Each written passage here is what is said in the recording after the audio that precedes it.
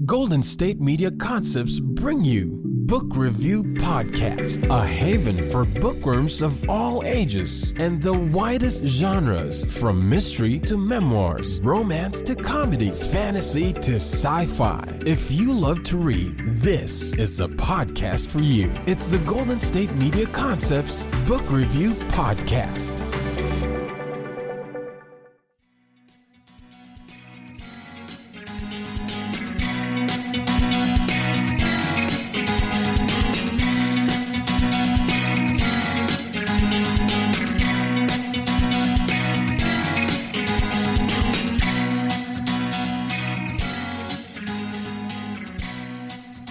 Hello and welcome to the GSMC Book Review Podcast, brought to you as always by the GSMC Podcast Network.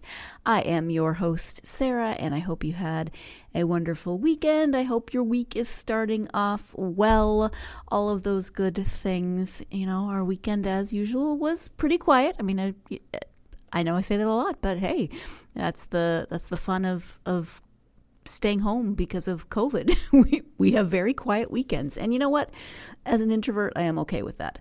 My massively extroverted husband, not as much with the okayness, but for me, that's kind of what I would do anyway. So hasn't changed too much for me in terms of what I like to do on the weekend. Stay home, read a book, watch a movie, whatever. Crochet, work on crafts. Good stuff. I'm pretty boring, I would say. At any rate, I hope your weekend was full of something that brings you joy, you know, especially maybe a good book, always a good thing that brings me joy. As I mentioned at the end of the last episode, today I am speaking with author Chris Mooney about his new thriller called Blood World. The tagline on the book on the cover is "The future is written in blood," and the description is as follows. Everything changed when scientists discovered the drug. It looked like the cure for aging, but all progress comes with a price tag. Now eternal youthfulness will be paid for by the blood of the innocent. The blood of quote-unquote carriers is the most valuable commodity on Earth. When treated with a new wonder drug, carrier blood cures disease, increases power, and makes the recipient a virtual superhuman. It also makes the carriers targets. Young people with the right genes are ripped from their families and stashed in blood farms. Ellie Batista became an LAPD officer specifically to fight this evil as a member of the Blood Crimes Unit, but her ambitions are thwarted until the day she and her partner are ambushed during a routine stop. The resulting events plunge her into an undercover world more dangerous than she could ever have imagined. A madman has found a way to increase the potency of carrier blood to levels previously unimagined. As this man cuts a bloody swath through the already deadly world of blood cartels, Ellie is the only hope to stop him before the body count explodes. And again, that is the description of Blood World by Chris Mooney. It is, as you can tell, a thriller. It's speculative fiction set, you know, somewhere in the very near future, or maybe even the now, but in a slightly altered present. And the premise definitely plays on a lot of fears that our society has about getting older, about searching for that one thing that's going to keep us younger longer.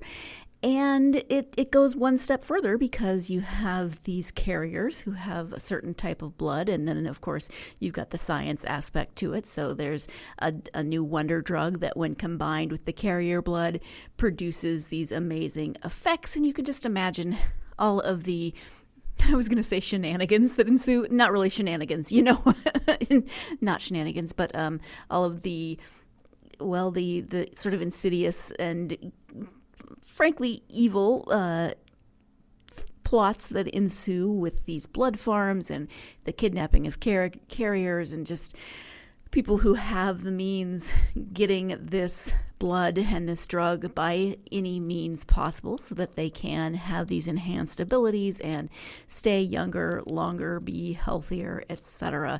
All of those fears that we have and all of those highlighted issues of society in terms of haves and have-nots come into play. Ellie as a character I like. She is tough. She is determined. She is flawed like any good protagonist should be. She's got her own reasons for why she has this need to be in the blood crimes unit, and those are explained throughout the book. I, of course, am not going to give that away. I do like her a lot as a character. I could definitely see if there were other books set in this world, I would definitely see Ellie as a character that I would want to continue following, to get to know a little better, to continue to go on these sort of these investigations. Again, I was going to say adventures. I'm making this like way too light, but to continue with these investigations with Ellie as she continues to pursue justice as she sees fit. So again, the book is called Blood World. It is a thriller. It's speculative fiction. There's a little science fiction thrown in there, all of those wonderful genres. The author is Chris Mooney, and let's go ahead and turn now to that discussion with Chris. Hi, Chris. Welcome to the podcast. Thank you so much for having me. I'm excited to be here. I am excited to have you here. We are here to talk about your book, Blood World. Before we get to the book, though, if you would share a little bit about yourself, that would be great. Sure. My name is Chris Mooney. I grew up just outside of Boston. I have been writing professionally for a long, long time, at least, I'm going to say a good 20 years. I've been very, very fortunate in my career. I did a great series with this character called Darby McCormick. Blood World is my first foray into like kind of blending a little sci-fi into crime, and that's what I'm known for, is crime writing, thriller writing. And I've also recently started working with James Patterson. So it's a whole bunch of stuff going on. I feel really, really fortunate. And I start teaching school again this week. So lots of stuff going on. Yeah, absolutely. Teaching school in person or distance learning? Distance learning. I've been teaching creative writing over Zoom for, I'm going to say, the past 4 years. So I'm used to it, and the class is small and it's only one night a week. But I don't know how regular students do it all day, or how teachers do it day in and day out, because it's a whole other way of learning. Exactly. Yeah, I agree. And you mentioned James Patterson. You can tell us if he is human or not, because I don't know when the man sleeps. He seems like he's so busy. He is very busy. He is human. He is an idea machine, and I got to be honest, working with him has been so creatively fun. I feel like every day I go, when I do work for him and do his projects, I feel like I'm going to, this creative playground. And it's been just a lot of fun. And we have a book coming out next month on the 15th, I think, called A Walk in My Combat Boots. And it's these stories, these very short stories of soldiers, the stuff they went through overseas, the stuff they went through when they came back home. It's nonfiction, and I'm so excited to be a part of that. It was really a dream come true, and I learned so much more about the military and what our young men and women not only did over there on a daily basis, but everything they gave up to do what they needed to do overseas. It was a very eye-opening and humbling experience. Oh, I bet. Wow, that sounds really great. But let's talk about your new book, the current book out right now. It's called Blood World. Can you give an overview of that story? Sure. The first thing is, it's not a sci-fi novel. It's a very easy premise. And the premise is this: in the not so distant future, say in the next 5 years, scientists discover that there are two types of people. There are normal people like us, who have normal blood, And then there's other people called carriers. And what that means is they have this gene that is constantly replenishing their blood. So they don't age as fast as we do. Their metabolism runs high. They have more energy. They sleep well. They don't really get sick, or if they do, they heal very quickly, or they get over really quickly. And what you find out is that if a carrier's blood is transfused into a normal person or a non-carrier, they get all of these benefits, but on steroids. And what ends up happening is this whole business that opens up where carriers, usually younger people, are kidnapped and they're harvested for their blood. So there's these blood farms operating in and around Los Angeles, and the police are desperately trying to catch up to what's happening and how they can solve these crimes, because they're short-staffed and they still don't know how all of this scientific stuff and medical stuff works. So that's how the book opens up. And it's a straight crime story about one guy who owns the biggest and most lucrative and also the most secretive blood farm in Los Angeles. His name's Sebastian. And the story is also told from the perspective of a young woman named Ellie, who wants to become who's a regular patrolman and wants to become an undercover cop to get into this blood world, because nobody knows where these blood farms are. Nobody knows really anything about it. So the reader's on that journey of discovery, as well as Ellie, which I think makes it really, really exciting. Yeah, it's definitely it keeps you hooked, trying to figure everything out along with Ellie. And it's always interesting when books come out, because it's not like you wrote this last month. It takes a while to write a book and get it published, etc. So it's kind of interesting that this came out during a pandemic. Not that, it's a straight parallel, but there were times in the book when I was like, this feels very timely. A lot of talk about conspiracies and, how things don't exist and those right. sorts of, conversations. So I thought that was interesting timing. Can you talk a little bit more about Ellie as the main character, and what about her you think might resonate with readers? I love writing about strong female characters. I prefer writing about women. I did a series with a character named Darby McCormick. I don't know, it was how many books, maybe about 8 or 9. And I just like telling stories from different points of view. And I like, with Ellie's case, I'm always a big believer in that, when you see, usually when you see these stories, it's like the young male detective, the young male patrolman's going to climb up the ladder, or the young army guy's going to do this.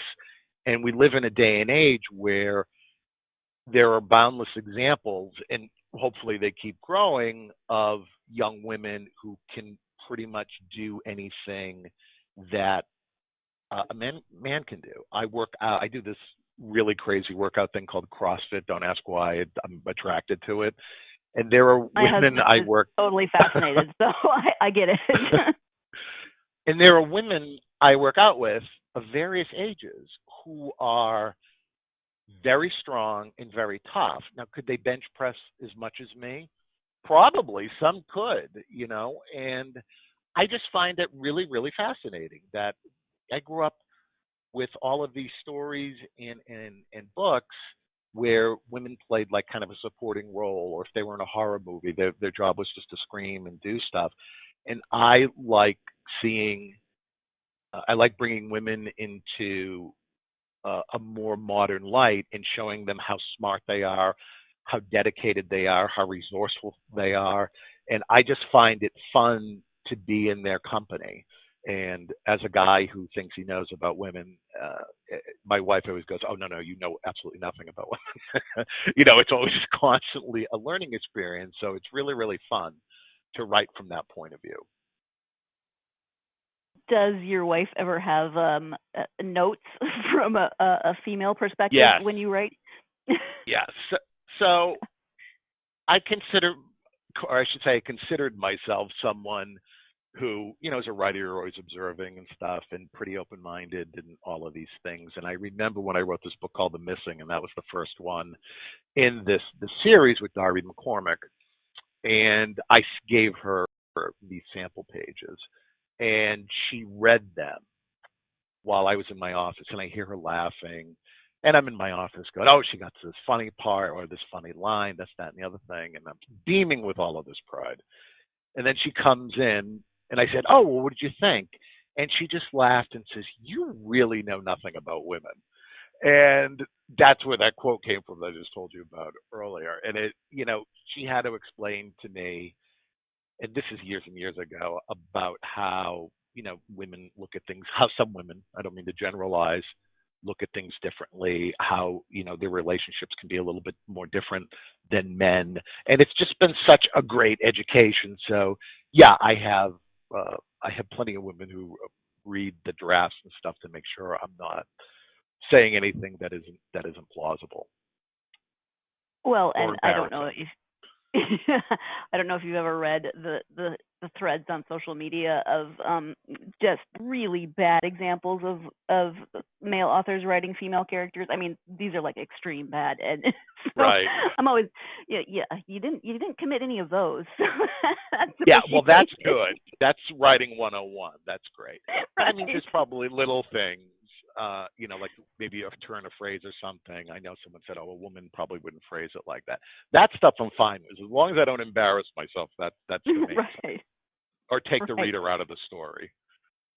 I really hope that came across the way I was hoping that it came across, as, a bit of a compliment, not me trying to get on a male author for writing a female protagonist, because I have read those really bad examples, and this book does not contain those really bad examples, so it was supposed to be a compliment of a well-written female protagonist. And sometimes I don't know. Sometimes I get a little self-deprecating, or I'm just never sure if the way I am saying things comes across as the way I intended, or rude, or weird. But hopefully Chris understood where I was coming from. And Chris, it really was a compliment, so I hope that's the way you took it. We're going to take our first break of the podcast, and when we come back, we'll be talking about Chris's initial inspiration for Blood World. Stay tuned. You're listening to the GSMC Book Review Podcast, and I will be right back. The GSMC Life and Happiness Podcast takes you on a journey of exploration. We'll discuss tried and true methods alongside the latest trends of how to best live your life to its fullest and happiest. From psychology to meditation, science to self-help books, the GSMC Life and Happiness Podcast will help you to discover what makes you happy and how you can live life being the best you possible. Download the GSMC Life and Happiness Podcast on iTunes, Stitcher, SoundCloud, Google Play, or anywhere you find podcasts. Just type GSMC in the search bar.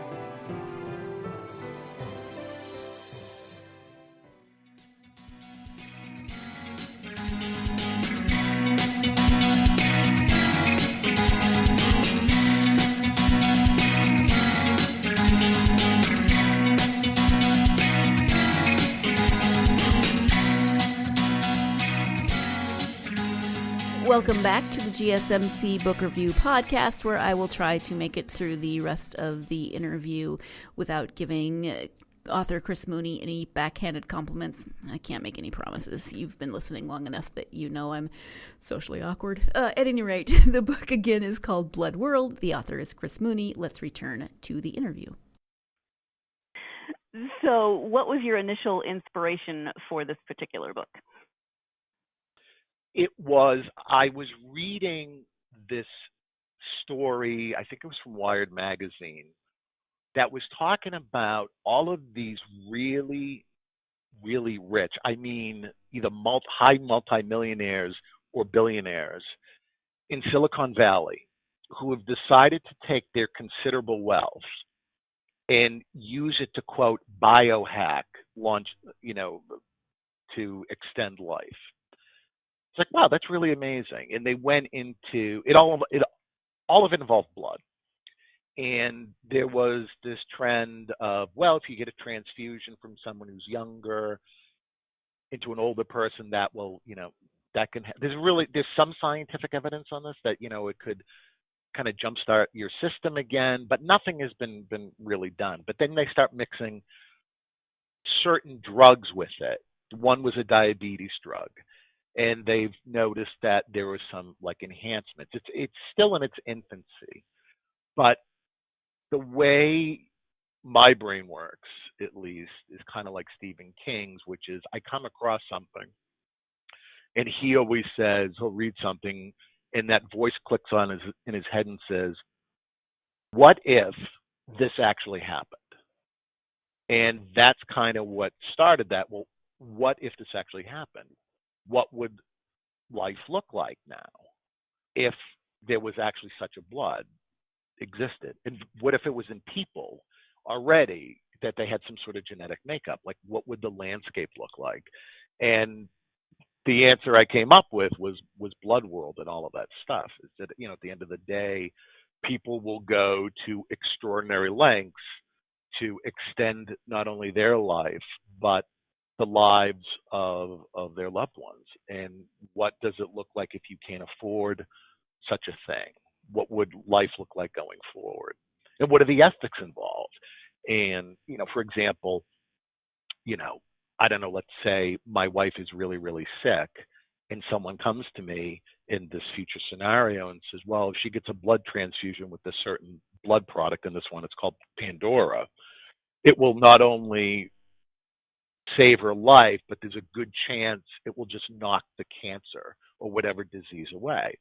The catch is it's a moral choice.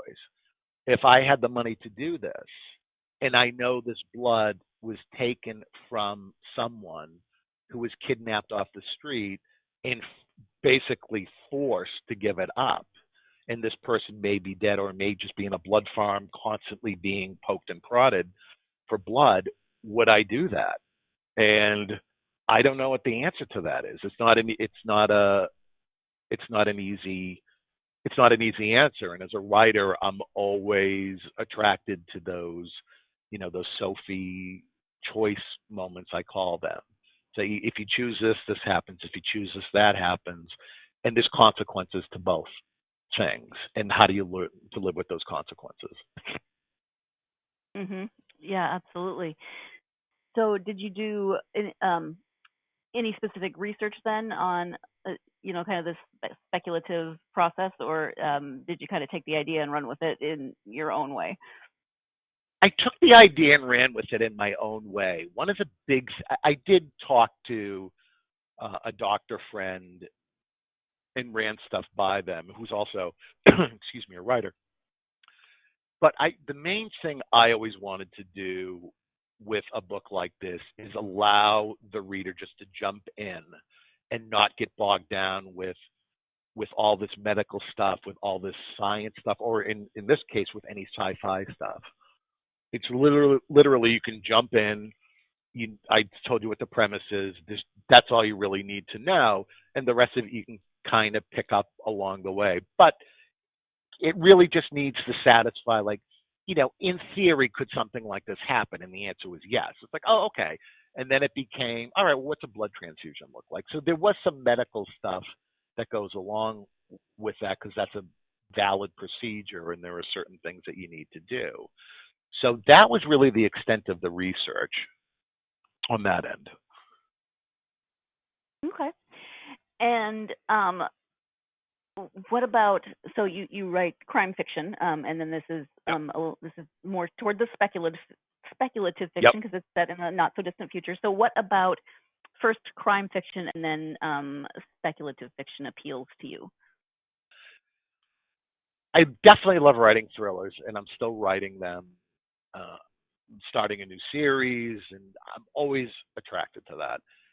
But this was one of those things. It was one of those ideas that kind of kept knocking, and I didn't want to write a sci-fi book. I don't have any interest per se, and the amount of world building you need to do, I don't have that skill, nor did I want to put all of my time and energy into that. Like, I always think of George R.R. Martin sitting down to write one of his books, one of his big books in the Game of Thrones series.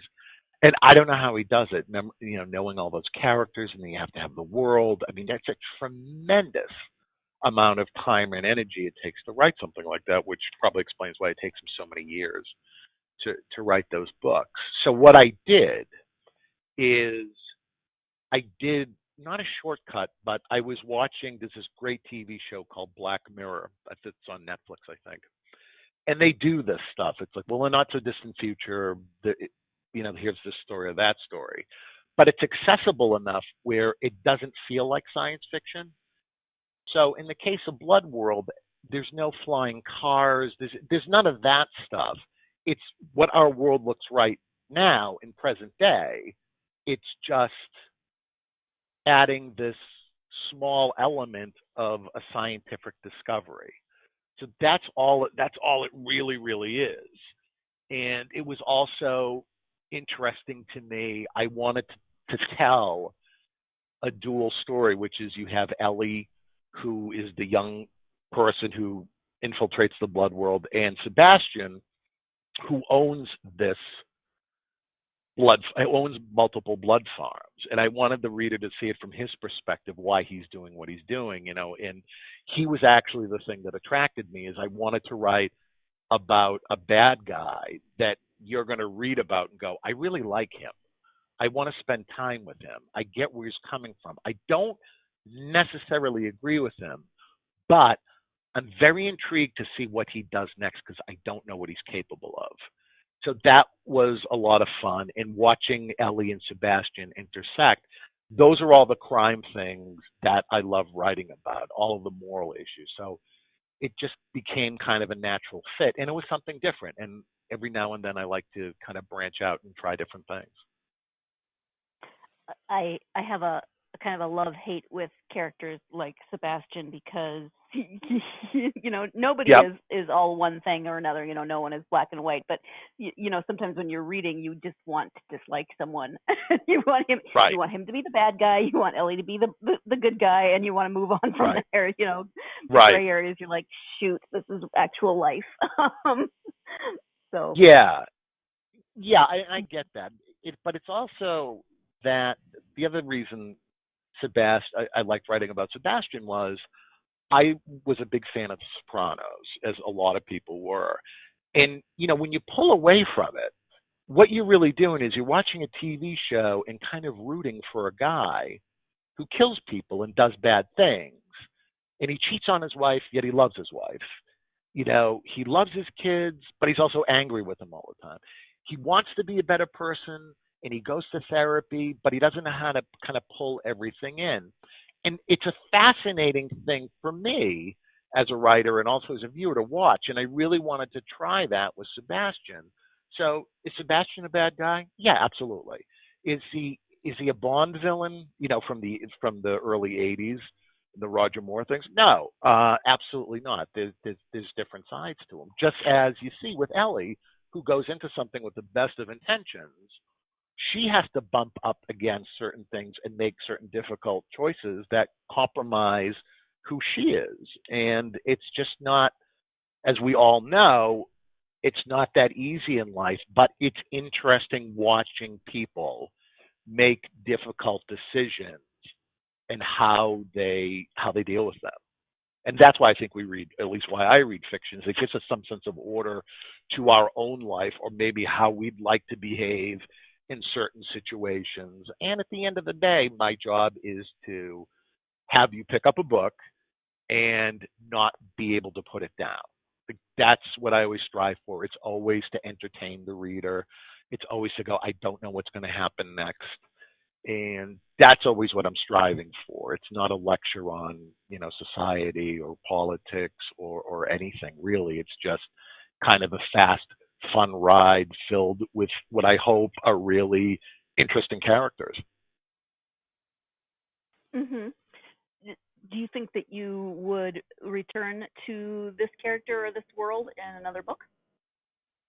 Yeah, I wrote it in a way where that the world in and of itself could be visited, a number of times. And I came up with the idea of a trilogy, and it's something I might go back to. Absolutely. It's definitely not off the table. Okay. And you said that you're working on a new series now. Is there anything you can share about that? No, I mean, I literally just started working on it. It's basically you have I mean, I can give you the little log line, which is I have a character whose name is Michael Shepard, who was a former Army Ranger who's also an FBI profiler now, and he's the FBI's most celebrated profiler, and then he suddenly becomes the FBI's most wanted man for reasons he doesn't yet understand. So that's what I'm working with right now. I don't know what's Okay. happening yet. I'm still trying to figure it out. I know it always works like this. I know how it opens. I thought, all right, this is a great idea. Oh, this is how it opens. Wow, this is a great idea. Love this. I know how it ends. I have no idea how to get between the two when I start out.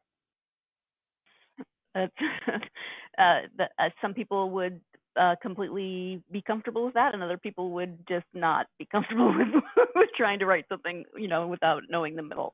But I know a lot of Everyone's authors. process is different. Yeah, exactly. Time for our second break of the podcast. When we come back, Chris will be talking about his Darby series and some of the books within that series. So stay tuned. You're listening to the GSMC Book Review Podcast, and I will be right back. Tired of searching the vast jungle of podcasts? Now listen close and hear this out. There's a podcast network that covers just about everything that you've been searching. The Golden State Media Concepts Podcast Network is here. Nothing less than a podcast bliss with endless hours of podcast coverage.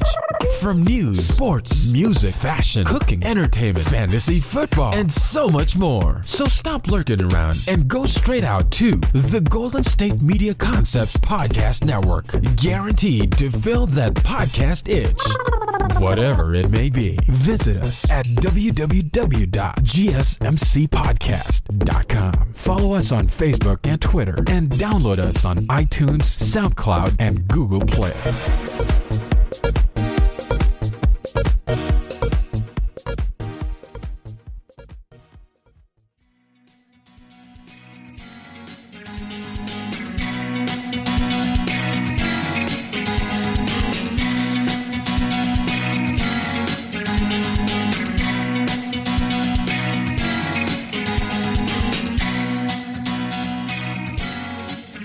Welcome back to the GSMC Book Review Podcast. I have been speaking with author Chris Mooney about his new thriller, Blood World. We are going to move on to some of his other writings, specifically his Darby series. You mentioned Walk in My Combat Boots that you worked on with James Patterson. Are there any of your other books that you would like to highlight? I'm very proud of the Darby series. That did really, really well, especially overseas. And the first book in that is The Missing. And you can find out if you want to know about her adventures. The great thing about that series is you can jump in at any point. And you can find out all that information on chrismooneybooks.com. It has all of that information for people who want to know what that is. Okay. You said you've been writing for over 20 years. So is it something that you always wanted to do then? Always wanted to do it. I knew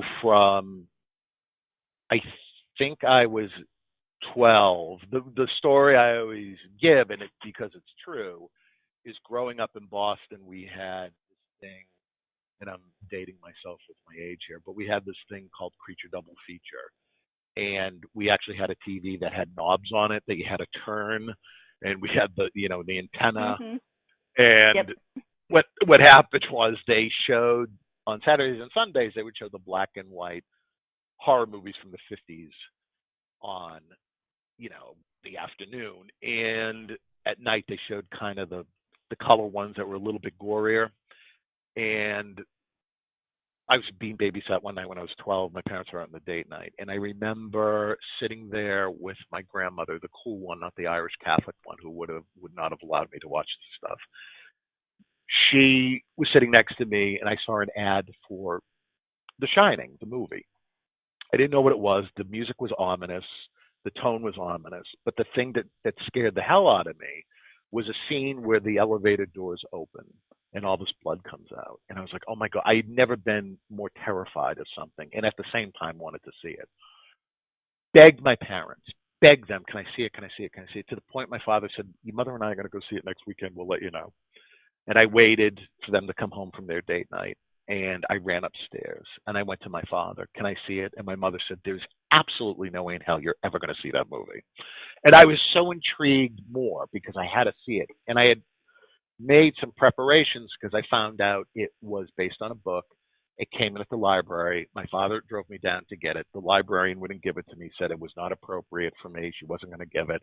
Brought my father in. My father argued with the librarian. I thought the cops were going to be called. I ended up getting the book. I was like, I can't wait to read this. And I remember sitting down at night, getting home and reading it till like 2 a.m. and then finally had to stop because I was tired. But I remember when I closed that, it was, this is what I want to do with my life. Like that power that book had to go and just suck me away from life and go into this imaginary world that was so beautifully told. I love that feeling, and I've been chasing it ever since. And I knew that's what I wanted to do with my own writing. So when I sit down to write, I'm always trying to give the reader, I'm always trying to replicate that experience I got when I read The Shining or Stephen King's The Dead Zone or Silence of the Lambs or any of those really indelible books from my childhood. So you read The Shining. Did you ever get to watch it? I mean, obviously as an adult you could have, but did your parents ever let you go see it? Yes. What ended up happening is we ended up getting a VCR, and one of the first ones. And I don't know how old I was. I wasn't that much old. I'm going to say maybe 15 or 16. And I rented it. There were a few places where you could rent them, and I rented it, and it was great. It was so great. And I'm surprised they let me. I can't believe I'm going to tell this story, but I'm surprised they let me do it because we got cable, and I heard about a movie called The Exorcist, which I had never seen, and my room was down in not the basement, but there was a low basement level we converted to bedrooms, and there was a TV room down there and all this stuff. So we had a third bedroom that was downstairs, and I had set an alarm to wake up in the middle. It was the middle of the night, but it was like probably 2 or so in the morning, and I watched it downstairs so quietly, and I was literally in front of the TV, and there was a scene where the mom comes in and Reagan's upstairs screaming and her head spun around, which I didn't know about. I screamed. I was so scared. I screamed at the top of my lungs. And my parents thought someone was breaking into the house. Mm-hmm. And my father never, ever let me live that down, ever. There's no way you're going to see a scary movie again. I begged him to see Alien when that was on cable. I finally did that. That scared me to death. And he's like, see, I told you, you're not ready for this. But I love those. I love those stories. I don't know why. I just did. I know a lot of people do. But yeah, those are my that was my early upbringing. So people go, where do you get your ideas from? I'm like, well, cable came along. They think, I grew up in a basement with canes and all this other stuff. And like, no, normal person. Swear to God. Mm-hmm. Yep. That's funny. From your own experience, do you have advice for aspiring authors? Yeah, I have a couple pieces of advice because I do teach creative writing, and I kind of see the same thing over and over again for the number of years I've been doing this. And the first thing is you have to read a lot. If you want to be a writer, you have to read, and you have to read everything. And people are always surprised when I go, I really don't read that many thrillers. I was like, really? I thought you would have to read that. And I go, no, I read pretty much everything. And, I've read not all, but most of the Oprah Book Club books, a lot of literary stuff. I am probably one of the few guys on the planet who will admit to reading the first Twilight books because they were so popular, and I wanted to know what this was about. So I kind of read everything, and I say you have to read because you have to know how to tell a story. And most writers who are writing are just focused on writing and not telling the story. And you need to tell a story. And if you can do that, there's a good chance, you can do it for a living, but not a lot of people know how to do it like that. And then what's the second piece of advice is, it takes a tremendous amount of work. And if it's something that you really want to do, don't let anyone stand in your way. I knew I wanted to do it. I was told, oh, no, you'll never do this. You can't do this. But I was obsessed with keeping working and figuring out stuff and how to generate better ideas. So I was a book nerd in a lot of ways as a kid. I was the jock who was also this book nerd and who loved Stephen King and all of this other stuff. So, you got to read a lot, and you got to write a lot. Those are the two biggest things. Makes perfectly good sense to me. It is time for our last break of the podcast. When we come back, the conclusion of my interview with Chris. So stay tuned. You're listening to the GSMC Book Review Podcast, and I will be right back.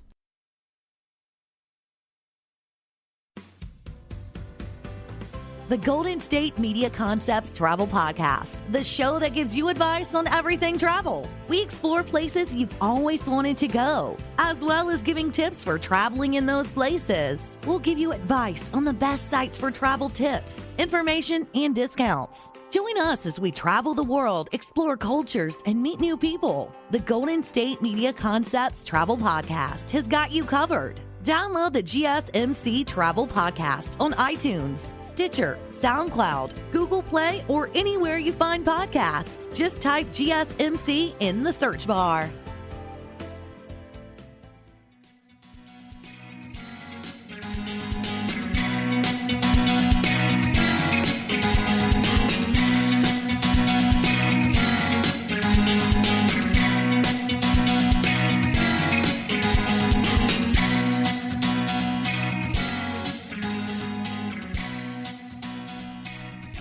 We are back with my final segment in this book review podcast with author Chris Mooney. We have been talking about a lot of different topics, of course. Before the break, we were talking about some of his advice for aspiring authors, and as a teacher of creative writing, I thought that maybe he would have some different perspectives on how he reads books. So we're going to talk a little bit about that as we return to the interview. As a teacher of creative writing, do you ever find it harder to just sit down and read and enjoy a story, or are you constantly critiquing? Surprisingly, when I watch something or read something, I just want to be entertained. And by entertained, I mean I just want to get sucked into the story and do that. Like I don't want to I'm not in critique mode. I know of a lot of writers who it's just a natural thing where you can sit down and you're like, all right, I see where this is going, where that's going. Like, for example, my wife and I watched The Undoing on HBO with Nicole Kidman and Hugh Grant. And I really, really liked it. But as I'm watching it, and there's more twists and more this and more that, the writer part of me goes, all right, they're really narrowing the focus. So there's only a couple of alternatives that can really be left. And so in that aspect, I kind of guessed what was going to happen, but I never sit down to do that. I'm not the guy who's like, let me tell you what's going to go on here. Like I'm not that. I want to be as amazed and thrilled or surprised as anyone else. I would imagine that if you were the guy that wanted to critique everything, you'd be very hard to watch movies with.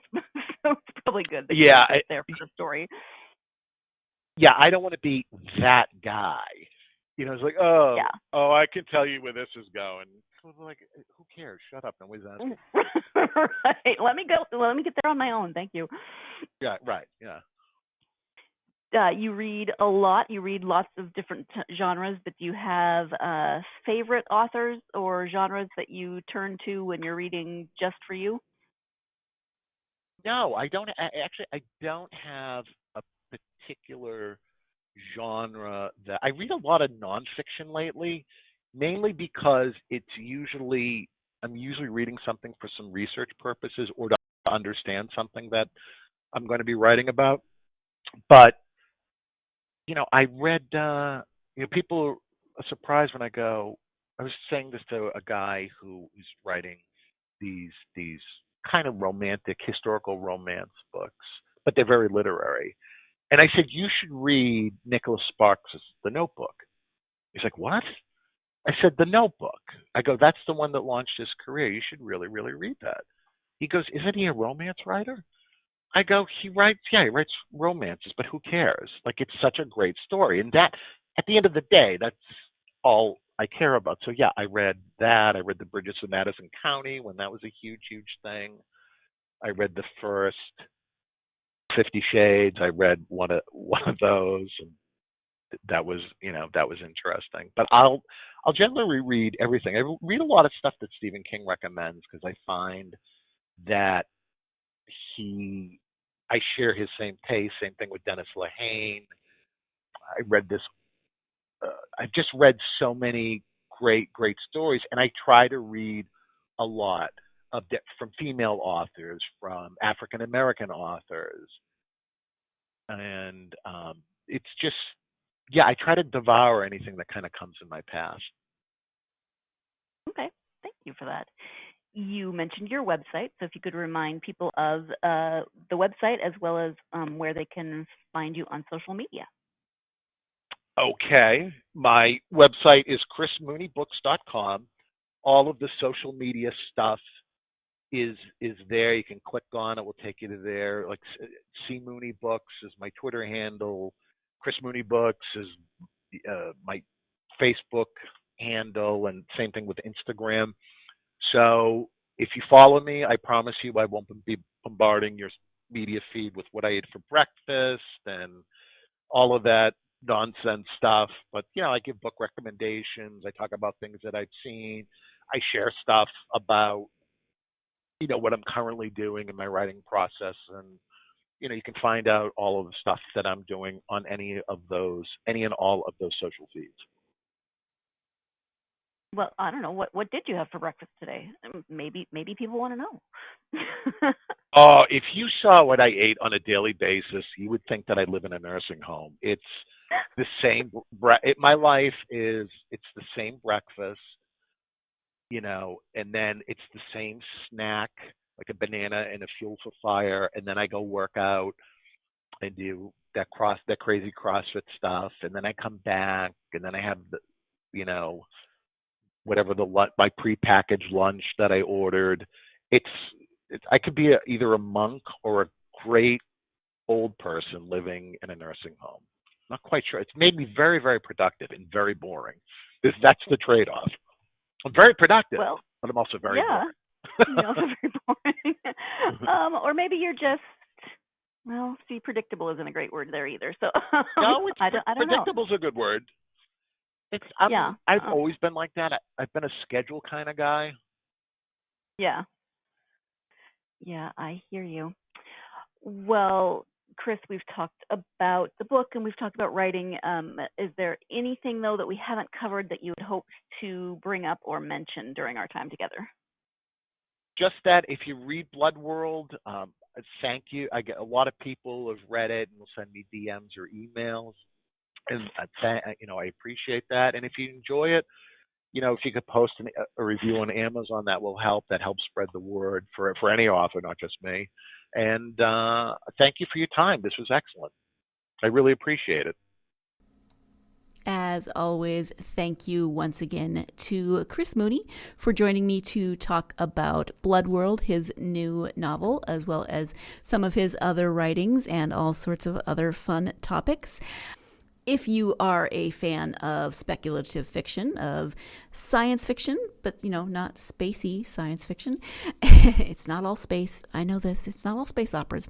If you're a fan of thrillers and strong female protagonists, strong but flawed female protagonists, then you should definitely check out Blood World. If you're a fan of Chris Mooney in general, then of course you should check out Blood World. But thank you so much to Chris. Thank you as always for you, my listeners, for hanging out and joining me for one more author interview. You know that I love doing them and I love sharing them with you. So thank you for always coming along on the journey. I really appreciate it.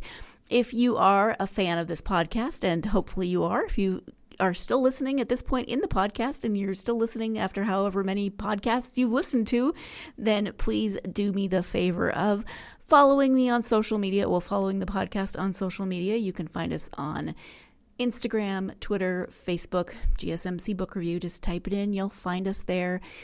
Come and interact with me, ask questions, tell me what you're reading. Tell me which authors you've particularly enjoyed. Maybe you found a new author from one of the interviews you heard. I love hearing from listeners, so hit me up on social media and tell me what's going on in your reading life. In addition to following on social media, something else that you can do that is very, very helpful is to leave a review. You can write a review, or you can leave hopefully a 5-star review. Although really, I'm not here to tell you what to do. But if you could leave a review, that really helps us get this podcast out to more book lovers such as yourself. So if you haven't done that already, please take just a brief moment to leave a review. Take a slightly longer, brief moment to write a few sentences about what you enjoy of the podcast, or what you maybe some constructive criticism. That's always nice as well. Just, be nice, please. I would appreciate that. I appreciate constructive criticism, but I don't want to feed the trolls, so don't be a troll because I don't want to feed you. At any rate, I hope you will join me next time when we're switching gears from thriller. We've had a couple of, thrillers, action-y books the last couple of interviews, and we're moving now to a memoir written by a mother. It's called Leave Your Light On, the musical mantra left behind by an illuminating spirit. It is by Shelley Buck, and it is about her son, Ryder Buck, who died way too soon. But it is her memories of him, what she learned from him, from his life, from her life with him as his mother, etc. So definitely join me for that when I will be chatting with Shelley Buck. And again, the book is called Leave Your Light On. Thank you as always for joining me. You know that I appreciate you, and you know that I'm going to tell you that I hope you have a wonderful week, a wonderful day, wherever you are, a wonderful weekend, whenever you're listening to this. But I hope that whatever time you are having, you find lots of time to get lost in a good book.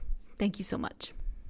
You've been listening to the Golden State Media Concepts Book Review Podcast, part of the Golden State Media Concepts Podcast Network. You can find this show and others like it at www.gsmcpodcast.com. Download our podcast on iTunes, Stitcher, SoundCloud, and Google Play. Just type in GSMC to find all the shows from the Golden State Media Concepts Podcast Network, from movies to music, from sports to entertainment, and even weird news. You can also follow us on Twitter and on Facebook. Thank you, and we hope you have enjoyed today's program.